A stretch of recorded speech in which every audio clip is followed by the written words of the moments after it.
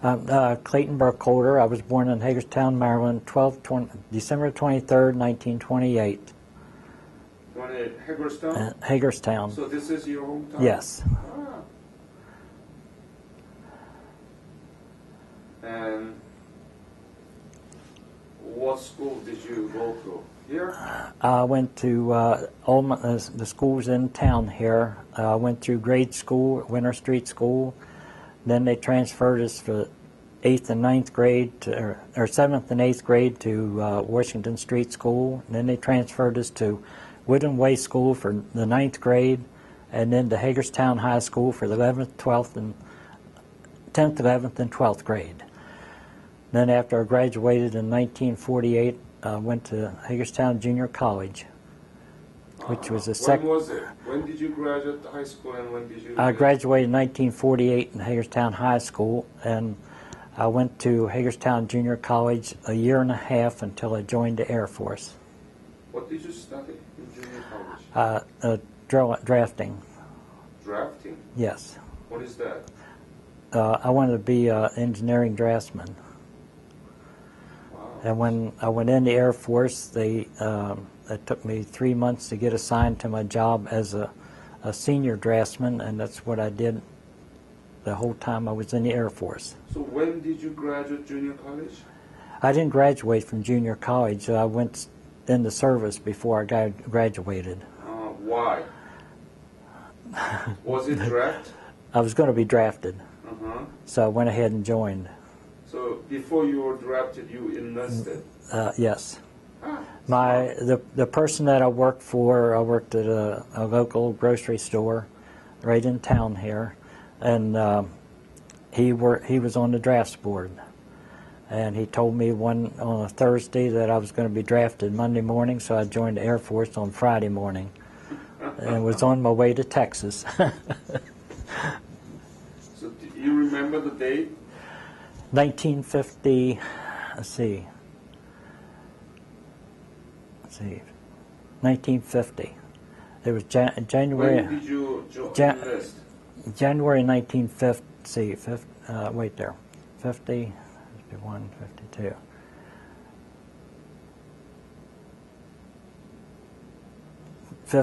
1950. I had to think about which one it was. January 1950. Yes. So it was before the war. No. Before the Korean War. That was this. It was started then. Started in 1950. Yeah, but January. But, the Korean War broke out June 25th. Well, wait there. No, I joined 1951. I'm sorry, it was 1951, because I spent 51 in the States, 52 in Korea, and 53 in Texas. That makes sense. That's the way it was. So, it's been a long time. Right, I know, 60 years ago. Your memory seems to be really, really clear. I mean,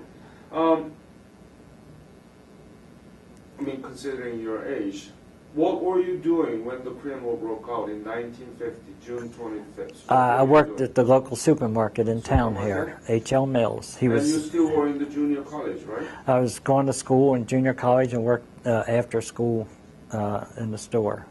And how did you come to know of the Korean War? Well, I knew it was going on and everything, and because at that time it was really into things, and of course I saw it on TV and read about it in the newspaper and everything, and so when I joined, I figured that would be the thing I'd be winding up in, being associated with it. But were you not afraid that you bring into the war and might have lost your life? I thought about it, but everybody's got to go in there. It should be every young boy, a young gentleman, I think, should do that for at least a year in the service, whether there's something going on now or not, because it's good training. I got good training in there, and I was able to get into the field that I wanted to get in and get more training as a draftsman, engineering draftsman. I got a lot of training in there working with civil engineers and traveling. And then when I came out, I went to the local Fairchild Aircraft and got a job there as a statistician, drawing parts up for catalogs for rejuvenating an airplane. Did you know anything about Korea around that time? Nothing. You The only thing I knew, there was Japan. There was a place located like Japan. That was it. Not many Korean War veterans actually went to college around the time that the Korean War broke out. You're highly educated. You didn't know nothing about Korea? I didn't know a thing about Korea. I don't even remember them saying anything about Korea and the history. They might have mentioned it. I might have seen it on the map when I looked at it and everything, but knowing anything else that there was going to become a North and a South Korea, I did not know that. The only thing I knew that there was some type of conflict going on over there, and it had to be taken care of. So, what was your parents' reaction that you are going to enlist the Air Force? I really didn't get any reaction from them when there. So they just took it for granted that if I was going to be drafted and I wanted to join, that's what I do. Did you have siblings?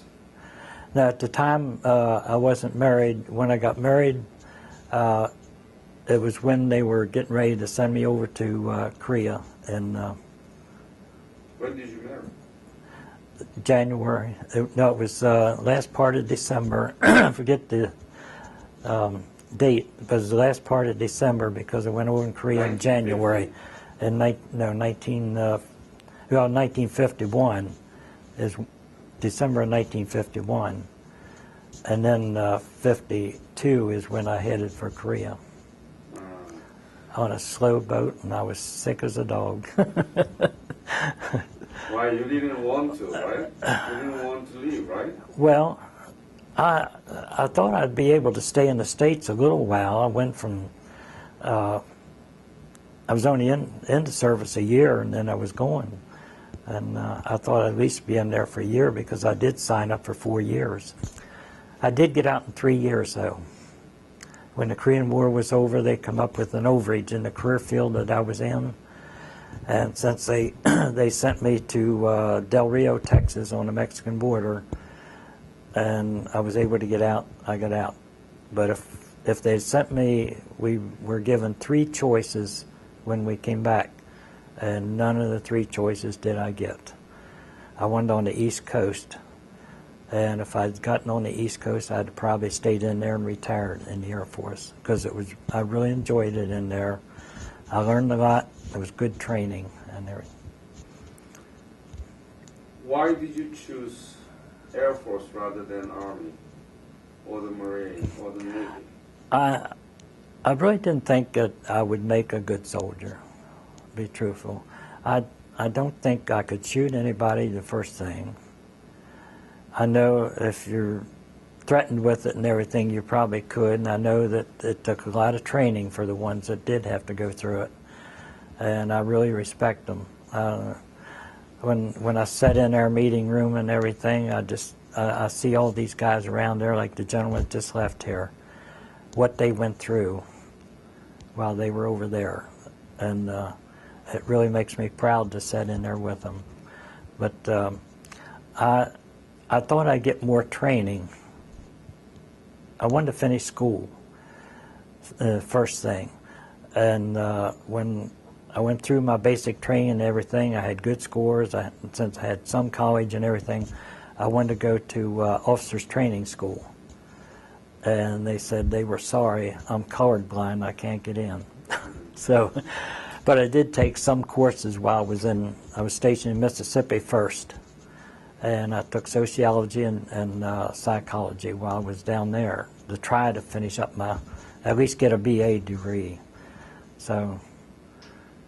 What was your wife's reaction that you are Well, leaving she Korea? didn't like me going, but she had no choice but just let me go and her family. She still went to live with her family, so she was still well taken care of, and we didn't have any children then. And but then when I came back from Korea, then we did stay together in Texas. We had an apartment down there. It must have been very hard for you and your wife. It's almost newly made. It was a little difficult being taken away from the town and everything, but we did get back. Unfortunately, getting out a year early was a big help in there, getting in, settled, getting back and buying a home and everything, settled down. So where did you go to receive basic training, and what kind? We started out in San Antonio, but at that time they were so crowded, they had us in tents. And we stayed there for a week, and then they took us on up to an airfield about 100 miles up the road. I forget which one it was now. But we finished our basic training up there. And then after where? At their airfield up, I don't remember which one that was, really. Okay. But it was about 100 miles north in Texas that we went to. Okay. And what kind, and what was your specialty unit? It was just, at that time, it was just basic training. To finish the basic training there, we had 7 more weeks. And after they finished that, then they sent me down to Mississippi, Biloxi, Mississippi. For what? That would be a permanent base for me to get into my engineering drawing. And I went into engineering department there on the base, and I was probably in that for about 6 months, and then they said, sent me up to Amarillo, Texas.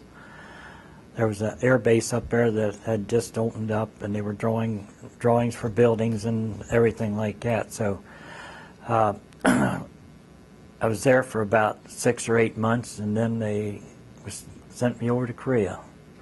I couldn't figure out what they were going to do with the engineering draftsman in Korea. But you were with your wife all the time, right? No, I wasn't with her until I came back from Korea. Then we settled into an apartment. But you were in Mississippi, and you were able to...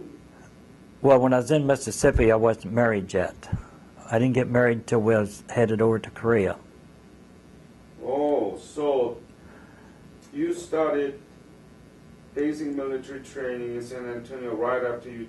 Okay, that's the early 1951. Yeah. And then you married in December. In December when... Got 50, it. 50, when I was getting ready to go to Korea in 52. I got it. Sorry, I was not clear. Uh-huh. Okay, so tell me about when did you leave for Korea and where did you arrive? Well, first they gave me a leave, 7-day leave before I went over, and then I caught a plane out of Baltimore to go to California. That's where we got on the boat there in California, and then went up the coastline to Washington to pick up some more servicemen, and then headed across to Tokyo. And like I say, I was sick all the way over. I mean, sick too. I just sat there and held my head over a bucket because I was so seasick. I was sure glad to get on ground, steady ground. But we were in Japan at the airport there, or airfield, and then they processed us, and we got a plane, went over to Suwon, directly over. When was it? When did you arrive in Suwon? See, that would, since I went over in January 52, it had to be sometime in January of 52, because I spent the whole year of 52 in there and went home December or January, the end of that year. What was the first scene that you remember that you had when you arrived in Suwon? Tell me about the city and the people. Well, people. I really didn't get to see anything around there. All I saw was mountains and rice paddies and different area farms of different than what I was used to seeing over here. And but I pretty much stayed on the base one time. 3 times I was off of there. One time we went down. There was place where they had homeless children they took care of. Our outfit did, an orphanage. I was down there one time. I have a picture of it in the folder here. The other time was up in when a lieutenant checked out a Jeep. He drove us up to Seoul. And then one time I was outside the base, but I didn't go in it very far because I just wasn't familiar with the area, and I didn't want to get out and get in trouble, not knowing where to go or what to do.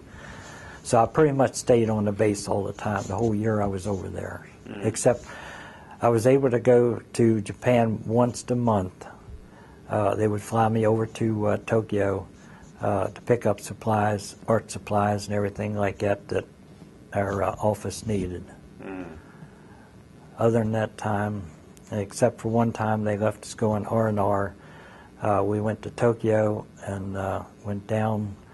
I got the pictures of there was a resort south of Tokyo that we were on a train to get down there and stayed there for a week and then came back and went back to the base. It was pretty good. From Seoul to Tokyo once a month, and you get all this art supplies. I always needed art supplies. But the one thing that happened, I got a picture, I just happened to get a picture of it. When I got on the train in Tokyo and we were going out of the station, it hit 2 people. What do you mean? It ran over 2 people. The train did. And wouldn't you know that when the train stopped, the one person was laying right outside the window where I was at, and I got a picture of it. That was, I don't know why they were on the track or anything like that, if there were workers or what, but then the train went on and took us on down. Tell me about typical day of your service in Suwon. Well, I guess it wasn't really an exciting day, except to get up and get started. We was able to stay in huts, regular metal buildings. They had a place for us to go eat and everything like that. That must have been luxurious, right? And yeah, and just I would go to the head. I was in headquarters squadron, so I'd go over to the office there, and I had an assistant, Wade Stanley. Him, the 2 of us would stay in there all day and do the work that they had us assigned to, and then go back to the place to stay. Can you give me an example of what you did, like a draft, you know? Show me the picture if you have any example of what you did. Let's see if I can get it out of here. Right there. That's this one. Yeah. I was going to see if there's what else is in here. Is the picture of me at the desk. That's me sitting at the desk where I worked at. What a handsome man, huh? You could be a movie star. I could. Uh-oh. So you were drafting now? I was drafting. Well, that wasn't the real drafting part. That was making the charts. What a illustrator technician would do. And then this here, glad I brought a big picture of it. A chart of the 3 squadrons. We had the 19th, the 25th, and the 39th Air Force Squadron all together there, units that made up the 51st Fighter Interceptor Wing. That was in the commanding officer's headquarters. So he would see all the pilots and everything. A lot of those pilots became astronauts and everything, senators and everything. Yeah, you told me that. So that's each picture of the pilot? That's a picture of all the pilots, the commanding officer, each wing commander, and all the pilots that was under each one of the wings. So how many were there? Oh, we have to count it, I would right? have to count in there. There's quite a few of them in there. And you told me that those pilots later became senators and astronauts. Some of them became senators and astronauts. Can you tell me who and names and so on? Well, John Glenn was one of them that was in there. He was assigned to the Marine Corps flying Corsairs, but he wanted to fly F-86s. So he got assigned to our outfit so he could fly the F-86s. McConnell, Captain McConnell made a video, the McConnell story, that came out. Some of them became test pilots. Colonel Kobreski was our commanding officer, and he was an ace in the Second World War. I think he shot down 16 planes, and he became an ace in the Korean War. So. Anybody else? I should have brought a list with some of the names that I had in there, but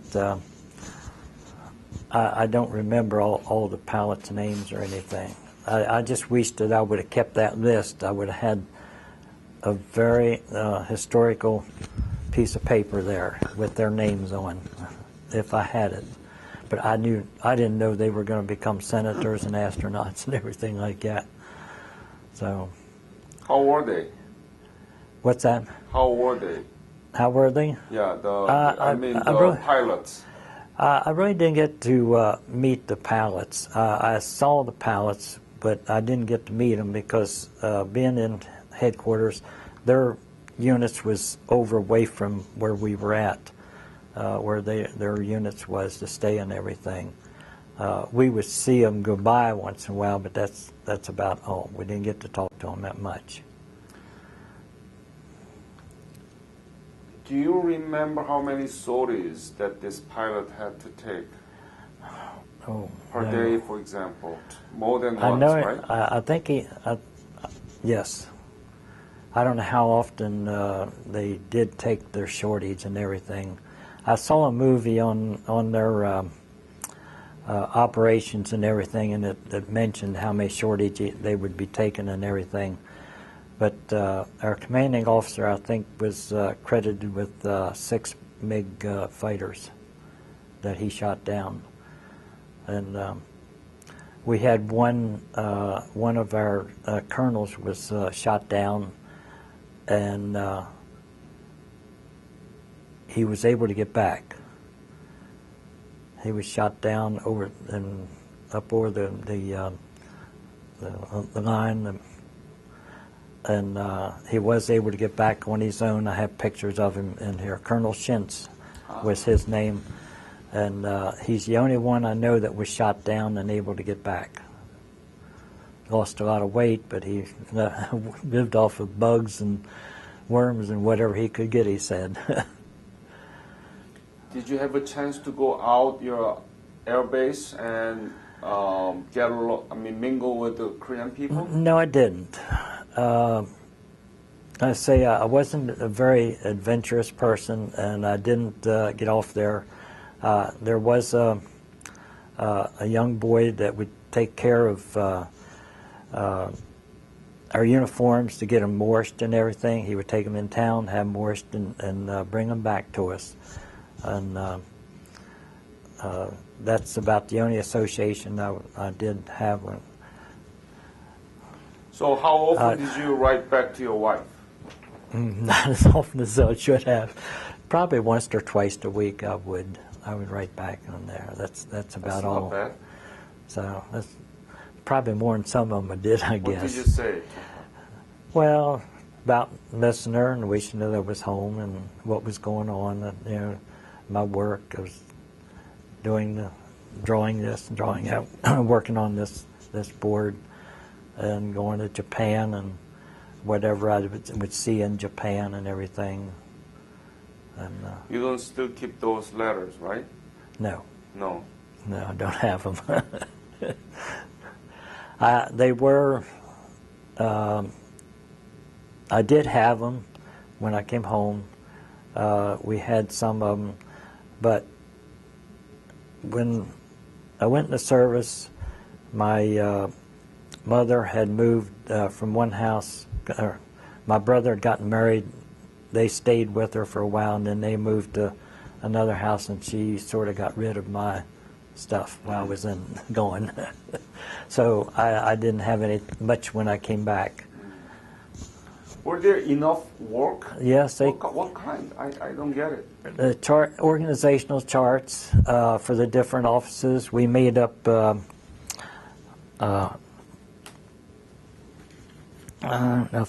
here's one stuck in here. We made these things up. Releases for newspapers on pallets. This is all the pallets in Michigan.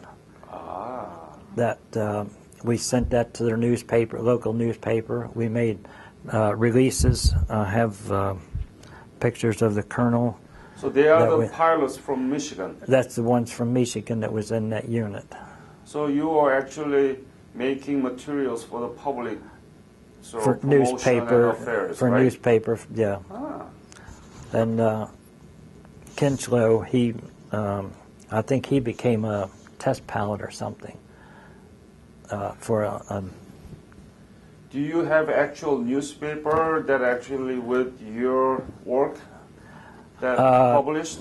No, I don't. Have you? No, because see, they went to newspapers out of locations where I didn't live in that location or anything when I got home. I don't know if I have. This here was our commanding officer. That was one of the things that was sent to his hometown. In there, he's Colonel Kobreski was the 51st Wing Commander. I was in there. So and I had some other. Let's see. I got some more in the folder here. I don't think I got them all out. It's okay. It's okay. We can see that later. Okay. You are the historian of chapter 312, right? That's correct. So what do you do as a historian for the chapter? Well, Les told me not to bring the other books along. One of them is I do this book here. This I started up on my own, of all the members in there. But I have two other books that my friend Gene and I work on, and. Of all the activities that goes on from the start when we first started up to date. Anything that was going on when we had the monument, we built the monument, got pictures from that. All the veterans meetings that we had, I got pictures of that we keep in there. And any visitors that we have at our meetings that gave speeches or anything like that, I took pictures, and I have one complete book like this, real thick. We had to start with the second one because we're a very active outfit. We got to meet the president of Korea, South Korea. I got those pictures in there. I meant to bring my BlackBerry along. But we can do that. But I want to ask you to scan all those memorabilia and give a metadata on it. So, for example, you can write his name. Okay. But not in the picture. You can just write it up with the word. On the back. Word. No. You cannot scan it, right? So. Oh, I can scan them. Scan. And I was going to scan all these and give them to you. Right. How are you going to put the metadata on it? I was going to write on the back, see, like I got on the back of this who it is, and some of them I have on the back and the date. Right, so if you can please write those in the Word documents and typing it. Remember this? She does that for me in the Word documents and everything. She does all that and typing and putting. You want to just type it and put the name on the bottom of it, or on the back, or what? Yeah, maybe at the bottom. It's on the bottom. Yeah. Who it is and what it is and Yeah, everything. and when, And where, and okay. as much as possible. This here's a picture of each one of the squadrons that we had. The 16th. Ah. And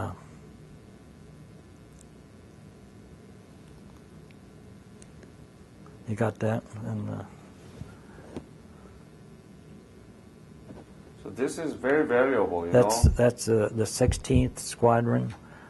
This here's the 25th Squadron. Mm-hmm. Very good. When did you leave for state?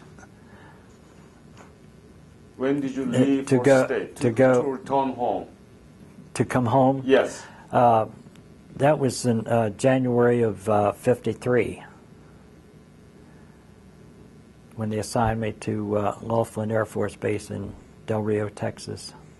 While you were staying in Suwon, were there any enemy attacks or bombing and so on? We had one scare around Christmas, Of 1952. '52. Uh-huh. A plane had strayed into their radar, and they sounded an air raid, and they had us all to go out in the sandbag setups where there was right outside our headquarters. And it was right before he was getting ready, a couple of weeks before he was getting ready to come home, and I thought, oh my, I hope nothing all year, nothing happened. But they did find out what happened. The plane had strayed in there, and they got him back where he was supposed to go. So there wasn't enemy? No, it wasn't any enemy fire or anything. So I really didn't get in the actual Right. things going on and everything. How much were you paid at the time as a draftman? Well, I was a airman third class. I had 3 stripes. I think that was, I know when we first started was $75 a month. I think we was up to 125. I think it was $125 a month. So what did you do with that money? Well, Gamble? No, I didn't gamble. I didn't drink, and I didn't smoke. So I sent most of it home because I didn't have any other place to spend it except the PX there. And the only thing I spent it for in the PX was buying a camera so I could take some pictures. The sunset, I got a lot of slides over there, and the sunset and over there was really beautiful. You have I have Slide? I have slides that. you have to that convert that had into that. picture. I have a gadget that I can connect it to my Right. computer and convert them into pictures. I wanted to be able to take them to the 60th anniversary that they had, but unfortunately they had to go back home then because they were out of school, Yep. and that was. But I've given them things. I've shown them some of the pictures, things. I have pictures of what the Capitol looked like at that time. I was able to go up there. In fact, I was able to go up on top of the Capitol building and take pictures out over the town there. That was the only time I was able to see any of the Korean towns. But it's really, I've got on the computer, and so that I could see what Korea looks like now from the air on the system that I have on there. And it is a terrific place in there. It is really terrific. Don't know whether I'd want to go back on one of those trips or not. It's tempting. You've never been back to Korea, right? I've never been back. And I read in a book the other day that it's filled up for this year of people that wants to go back to see what really could take care But of even getting though through. you've never been there, but physically, but you know what happened to Korea, right? Oh, yeah. Tell me about that. I know. What do you feel about it? Well, I didn't know all the details. I have a video that showed everything, how they were up, they went north, and then they were all forced back, and they destroyed all the buildings on their way back. Our soldiers did and everything for a simple reason. They didn't want anybody to hide in these buildings and shoot at them. So most of the buildings they destroyed in there. And maybe in a way it's a good thing, because what's come out of it now is really great, the buildings that they have. And other than that, I really didn't get to see that much of the land itself. But now we are the 12th largest economy in the world. That is correct. Most vibrant democracy in East Asia. This shows you what you do if you put your mind to it and work on it and do the right thing. So what do you think that is the legacy of the Korean War and Korean War veterans? Well, I think they're going to see what came out of their labors and everything, the results of it, what could take place and everything, to get things back on track the way they should be and to help other people out. So it's been great to see what the results are, and I'm glad to see that my son is able to have some of the children over there coming over here to go on to school and everything. And I'm amazed at their talent. This one girl, she can sing, she can dance, she's an artist.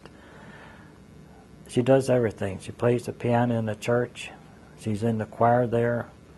And I just met, I forget what her name is, in our church, is the South Korean young lady that is in charge of the youth in our church. And her husband is a preacher in a town close by here. And she gave a talk at our meeting and everything. And what she did, she's the only one that came there to speak, and she fixed food for us to eat with. And, why do you think that the Korean War has been forgotten? That's what people say. Why? Why forgotten? People just wasn't sure what was going on over there. They don't know what would have happened to the people if the communists would have taken over and controlled them. And I don't think that they would be the kind of country it is right now if they did. Of course, you got a good example in the North the way it is. It's controlled, and when you control people, you don't get That's why you think people say Korean War is forgotten? Yes, they just don't know what happens if the communists take over and start dictating what to do and what not to do, and they just don't get developed like they are right now, because they're held back on what they're able to do. But why people wants to forget the Korean War is sort of unknown, I guess, and why they want to forget it. Maybe they don't want to. They just don't want to remember what goes on. But it does. And the ones that was over remembers what was on. The point you made that something good came out of Korean War veterans and their sacrifices, the strong economy and democracy in Korea. It came good, right? It sure did. Yes, very, very good in there. And that's what could happen all the places that they have conflicts in, if they just set their mind to it and don't fight each other. But unfortunately, there are not many good examples came out of the miserable war. Korea is a good example. So I want to thank all the Korean War veterans for their fights and service. Otherwise, we are not who we are right now. That is correct. Yeah. And I know most of them feels proud of what they did, and they were glad that they did help out in there. I know I wasn't a soldier that got into battle and everything, but I know what little bit I did was help. And I'm glad that I got to see the country over there. I would never known where Korea was if I didn't. You will be amazed. The Suwon that you saw in 1952 and the Suwon now is... Oh, I understand that the air base that was there is moved over, and it's all ultra-modern now. Like I say, I got it on, I don't know, Google Air or whichever one it is that I bring up, and I can see all over Korea what is there and what's been done. It's unbelievable what I'd seen, and the roads and everything outside of Suwon there was nothing but dirt, huts, and people was just. It amazed me that they could take. They collected some of the war material, like the shells and everything, and made things out of them. They made stuff out of that stuff and everything. A metal. Because there are not much. I have one. I don't know if any of them brought their metal. Where's my? Yeah, the POSCO metal. Yes. Yeah, made out of the wire on the military size Yes. DMZ. I don't know if they brought them. I brought the one that they gave us at the 60th anniversary. Yeah, I know what that is. Okay, I got 4 of them, every place. And the people, I understand when they go over there, they just try to do everything they possibly can for it. The appreciation that is outstanding. Everybody that's been over there and came back said they couldn't believe it. They couldn't believe how nice the people are. I know these 2 young ladies that my son has. They're very nice. They try to do the best that they can and everything like that, and they speak English better than I do. but well, any other messages I guess, that you want to add to this interview? No, I guess that's about it. And I hope that I've given you a lot of information. She worked for a bookbinding place that did work like the book. That's why it's so put together so nicely, because she knows what to do. What's your name? Jean Eckstein. Jean Eckstein? Correct. And you've been working with I've been working with the Clayton? I've been working with Clayton and helping out since the chapter started. I was able to take my 2 sons with me to the 60th anniversary that they had down at the memorial. And he did have his granddaughter, my granddaughter, with him. I thought maybe my sons would try to familiarize them with what I did when I was growing up and was in the service. Because I imagine a lot of children don't know what their parents really went through and everything. Yeah. But I'd be glad to check and see if I can have them at that, because anything that comes up like that, then they're not in school, they're able to go. So July they're out of school. Unfortunately, they won't have the 2 Korean students with them when they go. So my son takes them everywhere. They are really learning about everything over here, and he takes them, you know where Disney World is, he takes them down there and everything, because he has a timeshare unit down there, and they get down there and stay in there. So.